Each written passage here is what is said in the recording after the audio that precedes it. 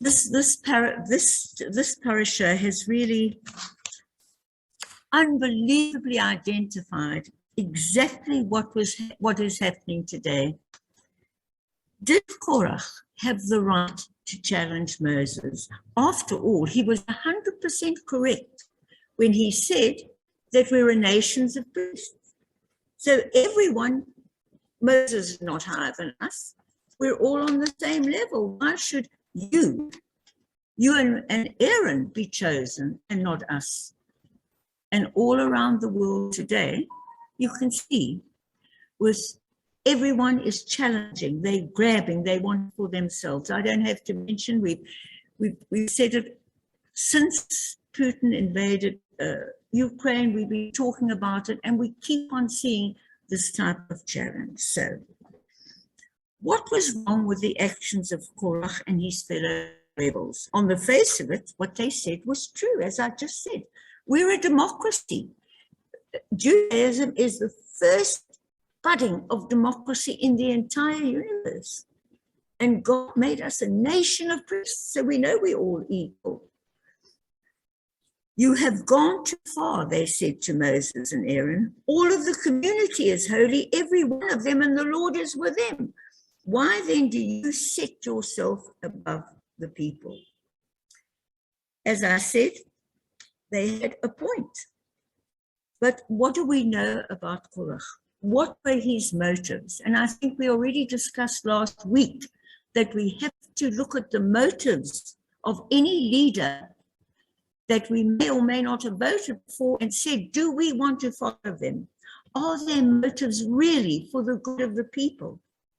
Like Moses, like Samuel. They weren't doing it for themselves. They had this calling, this mission. Hashem, the voice inside, spoke to them. This is what you have to do to free a people. And in Samuel's case, to rebuild the nation. So, we know that Korach was not a Democrat. He was a demagogue. What does a demagogue mean, Mark? Yes, a dictator. Yeah, and we've got a few, haven't we, in the world today? Besides Putin, there are quite a few others. We've got Zuma here. I don't know if you want to mention any others. He wanted the power for himself, not to make the life of the people better. And yet, he said what he was doing was fighting for the democratic nature of Judaism. We were a nation of priests. So why should it be Moses? Why should it be Aaron? Why not him? So he wanted power for himself. We also know that all the people that followed him, and after him, there was still another rebellion, Brian, from the tribes of Reuben, because they wanted to be priests. Why? Everyone that followed Korach, or everyone that followed the other tribes in the rebellion, had their own reason for being in that protest. The people who are protesting today, the EFF here, one of the parties, this horrible Dudula, everyone who is following that man has his own reason, his own gripe against society, and he's found that platform, as they did here. He's found that platform to vent his gripe. Why isn't he in a better position? So everyone has different reasons, but they follow someone who is rebelling against just leadership. And you can see it all around us today. In my opinion, we are rebelling in this country against the just leadership, not of the current government, but the just leadership of our heritage, of Mandela, of Tambo, of Sisulu, of everyone that put in a democracy and a constitution 100% in accordance with the laws of Torah. And it's amazing. It repeats itself, Marion, all the time. So, all right, so they were right to say God is with them. They were right to say everyone is holy. But what were their motives? So, Moses represents, and this is very interesting because we haven't mentioned this before, he represents the birth of a brand new type of leadership. Something that hadn't been seen before. And Korach and his followers didn't understand it. They were still thinking of what they had before. They didn't, the people they came from. It was a brand new type of leadership, not seen before. And so the only type of leadership that Korach and the people knew was represented by the pyramids of Israel. How does a pyramid look? The top is the Pharaoh, the God, and the bottom is all the people. That was the only leadership the world knew unto that stage. Even the Greeks, Aristotle and people said, listen, you're born to be a leader or you're born to be a follower, accept it. The Judaism rebelled against that. Can you believe it? All those thousands of years ago, they said, no, life is not like a pyramid like this. It's the opposite. And they called it a word that I don't know, but the opposite of a pyramid, where the point is at the bottom and the top is the biggest, is what Judaism is all about. It is mass people who vote the leader who's at the bottom and looks up to serve them. And I think this is really an amazing revelation.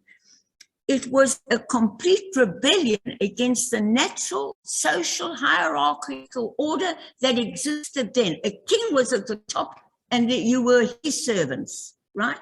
A pharaoh was at the top and you were his slaves. Judaism said the opposite, the exact opposite.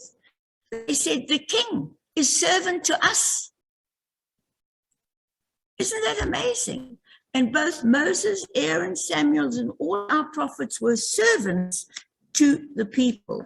So we can call this a completely new type of leadership, a leadership of service. It's called servant leadership.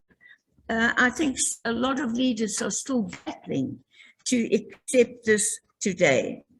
So the name is given to this as a servant leadership. The menorah, listen to this. It's fascinating. What shape is the menorah? Show me. Is the top the candle in the middle? Am I right, Marion? And then it goes down. Or does it go like the other way? Let's see what the sages say. So, the great symbol of biblical Israel, the menorah, is an inverted pyramid. Is that true? Yes. Is it true, Marion? Yes, there's the bottom of the menorah. Oh, I wish they could see that. We've got a beautiful menorah on both the side walls, which, wait a second. There, well, you can see it behind me. Can you see? There's the top, and it goes down. Thank you, Marion. It's right behind me. The bottom little point there is where the king or the political leader or the president or prime minister should be. And I thought this is really something unusual I want to share with you. Judaism is a religion of protest. What is a religion? Is this a religion? It's a book of laws, how to live decently, how humanity can survive, how the leader can be the servant of our wishes, not the other way around. And I find this fantastic. Now, let us look even at the animal kingdom. The lion rules the animal kingdom. So it said, the king ruled the nation. So, and as you heard, I said, the Greeks said, no, some are born to lead, some to follow. Judaism protested against this total hierarchy. Every human being, not just the king, is made in the image and likeness of God. Therefore, no one man is entitled to rule over another without their agreeing to it, without them putting him in that place. However, there is still a need for leadership, because without a conductor, what would an orchestra be? It would sound terrible. Without a captain, would a rugby team work, Mark, or anyone else? Without generals, an army would be a mob. Without government, a nation would lapse into anarchy. Who? No, Jennifer, darling, you've got to have a leader. And if there's no leaders, Jennifer, what happens then? You're going to do it your way, Marion's going to do it her way, Reva will do it her way, and Sola will say, no, I'm going to do it my way. And that's exactly, Jennifer, thanks for pointing it out, because that is exactly why Korach had to be dispensed with. And also, after Korach, there were still other rebellions. Unless you have a leader which is going to be for the service of the people, the different groups will eat each other up and humanity for breakfast, unfortunately, because as we can see, how many people were like Moses? How many people today, can you mention me one who's like Mandela? One. There's not one today, and the world is chaotic. People are killing each other off in the thousands, not only in Ukraine, the guns in America. We have to have a leadership that's a servant leadership. The inverted triangle, look, like Marion pointed out, there it is. Our menorah even stands for that. So, by the way, who knows what the name for an inverted triangle is? I've never seen it before, but I did find it. It's a ziggurat, Z-I-G-G-U-R-A-T. Broad at the base, broad at the top and narrow at the base. The greatest leader is therefore the most humble. Moses was very humble, more so than anyone who's ever walked this earth. That is why he is known as the greatest prophet. So this is the name of servant leadership. And let me now conclude. The Torah commanded of any king, of any president, of any prime minister, of any African traditional leader, it doesn't matter, that when you take the throne of the kingdom, you read your laws, you are there as servants of the people. And this is it. And of course, Maimonides describes the proper conduct of a king is to be humble, to read Torah every day, and to listen to what the people have to say, and listen to the voice of Hashem within. Maimonides pointed out that if a ruler imposes fear amongst the community so that they're scared to speak out, I don't have to give you the example, you know what it is. There are many today. Such a person who rules over a community by force, and people are terrified of him, he does it for his own glory, and that ruler will not last. It'll take time. People will die along the way.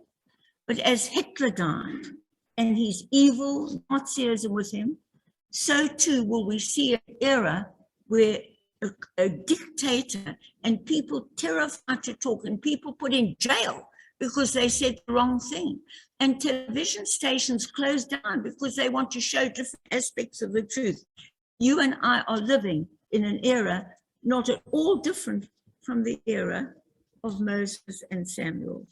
So as you can see, the more things change, the more they stay the same. And what we've got to be grateful for is that Hashem and his laws are always here to guide us and give us hope and faith in the future. So just to conclude, sometimes the worst mistakes we make is when we project our feelings onto other people. Korach was an ambitious man, so was Moses, and he saw Moses and Aaron as two people driven by himself. He thought Moses, Aaron, was just like him. He was also driven by power. So let us not do that. Those who served must lift themselves only to the level of the people and serve them, be humble, and truth must never be sacrificed to power. May the voice of the people be just.